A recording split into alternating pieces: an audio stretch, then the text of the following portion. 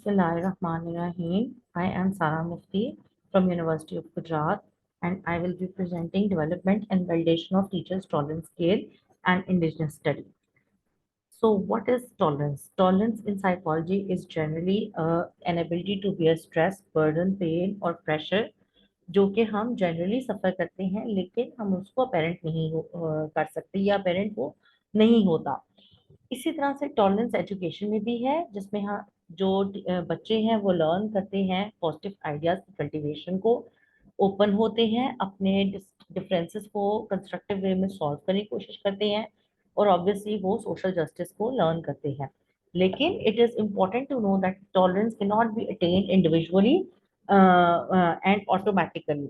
और सबसे पहला जो बच्चों का दर्सगा है माँ के अलावा वो स्कूल्स हैं जहाँ पे जो बेसिक प्लेस के तौर पर सर्व की जाती है for educating tolerance.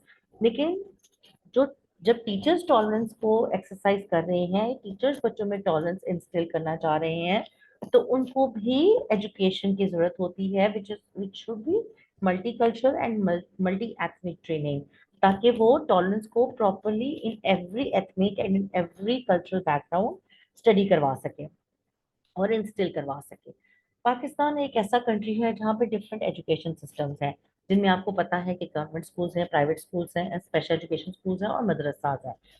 Therefore, it is very crucial to develop a measure which could measure teachers' tolerance in their class and school settings. और ये इसलिए भी ज़रूरी है ताकि हम अंडरस्टैंड कर सकें और फाइंड आउट कर सकें level of teachers tolerance in various education systems और ये कि वो किस तरह से अपने स्टूडेंट्स की पर्सनालिटी को शेप करते हैं। इसमें हम 2 फेजेस में मेथोडोलॉजी को कैरी आउट कर रही हैं। सबसे पहले हमने आइटम पूल की जनरेशन की और सेकंड में साइकोमेट्रिक प्रॉपर्टीज एस्टैब्लिश की।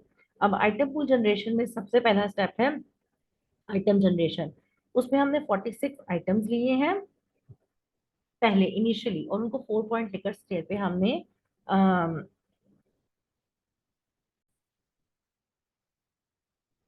4 पॉइंट लिकट स्केल पे हमने अपने आइटम्स 46 आइटम्स को फॉर्मुलेट किया है और उसमें from strongly agree to strongly disagree हमारे पास लिकट स्केलिंग आ रही है। फिर हमने कंटेंट वैलिडिटी एस्टैब्लिश की है थ्रू एक्सपर्ट इवैल्यूएशन। इसमें हमारे पास 4 साइकोलॉजिस्ट थे टोटल, 2 असिस्टेंट प्रोफेसर थे और 2 हमारे पास पीएचडी स्कॉलर्स थे। उन्होंने 6 आइटम्स को on the basis of complexity and repetition delete करवा दिया या वो कंटेंट वैलिडिटी में डिलीट हो गए। उसके बाद हमारे पास पायलट टेस्टिंग आ गई है जिसमें हमने 20 टोटल पार्टिसिपेंट्स को लिया है जो कि टीचर्स हैं, उनका एक्सपीरियंस मोर देन 15 इयर्स का है। उसके बाद आप देख सकते हैं कि हमने जो साइकोमेट्रिक प्रॉपर्टीज एस्टैब्लिश की हैं उसके हमने डिफरेंट आगे स्लाइड्स में एक्सप्लेन किया है। सबसे पहले हमने ईएफए किया है एक्सप्लोरेटरी फैक्टर एनालिसिस और आप देख सकते हैं कि कुछ आइटम्स जो लोड नहीं हुए फैक्टर पे और कुछ आइटम्स जो एंटी इमेज की बेस पर डिलीट हुए हैं, उसके बाद 40 में से हमारे पास टोटल 32 आइटम्स रह गए हैं और सारे आइटम्स जो हैं उनकी लोडिंग 0.4 से 0.7 तक फ्लक्चुएट कर रही है which is a good loading और हर फैक्टर पे appropriate number of items load हो रहे हैं। ये हमारे कुछ मेजरिंग सैम्पलिंग एडिक्वेसी टेस्ट हैं जो कि अप टू द मार्क हैं और जो 5 फैक्टर्स हमने नेम किए हैं उनमें है prejudice, stereotyping, segregation, harassment, discrimination और ये सारे के सारे फैक्टर्स जो है इन पे ये वाले आइटम्स लोड हो रहे हैं जो कि आप अपनी स्क्रीन पे देख सकते हैं। उसके बाद हमने कंफर्मेटरी फैक्टर एनालिसिस रन किया। कंफर्मेटरी फैक्टर एनालिसिस में हमारे पास जो मॉडल फिट समरी है वो हमारे पास सीएफआई की वैल्यू, जीएफआई की वैल्यू, आरएमएसईए की वैल्यू अप्रोप्रिएटली बता रही है जो कि अप टू द मार्क होनी चाहिए और ये हमारे पास नीचे जो कंफर्मेटरी फैक्टर एनालिसिस है उसका ये ग्राफिकल रिप्रेजेंटेशन आ गई है या इसका ये हमारे पास अप्रोप्रिएटली एक जो ग्राफ है वो बन गया है। उसके बाद नेक्स्ट हमने इंटर आइटम कोरिलेशन और अल्फा रिलायबिलिटी रन की डिफरेंट फैक्टर्स की ओवरऑल स्केल के साथ और हम ये देख सकते हैं कि सारे फैक्टर्स जो हैं उनकी उनकी कोरिलेशन बहुत अच्छी हाईली सिग्निफिकेंट आ रही है with the overall total of the scale और क्रॉनबेक अल्फा की वैल्यूज भी बहुत अच्छी आ रही हैं। नेक्स्ट हम ये देखना चाहते थे, जो हमारा नेक्स्ट ऑब्जेक्टिव था वो ये देखना चाहते थे कि टू टीचर्स जो हैं वो किस तरह से डिफरेंट स्कूल्स में उनके मेन डिफरेंसेस शो हो रहे हैं या नहीं हो रहे। तो आप ये टेबल इनोवा का देख सकते हैं, इसमें ये बिल्कुल अपेरेंट है कि हमारे जो डिफरेंसेस हैं वो सिग्निफिकेंट है। और पोस्ट हॉक टेस्ट में ये पता चल रहा है कि प्राइवेट स्कूल्स का स्पेशल एजुकेशन स्कूल्स के साथ और प्राइवेट स्कूल का मदरसा के साथ सिग्निफिकेंट डिफरेंस है।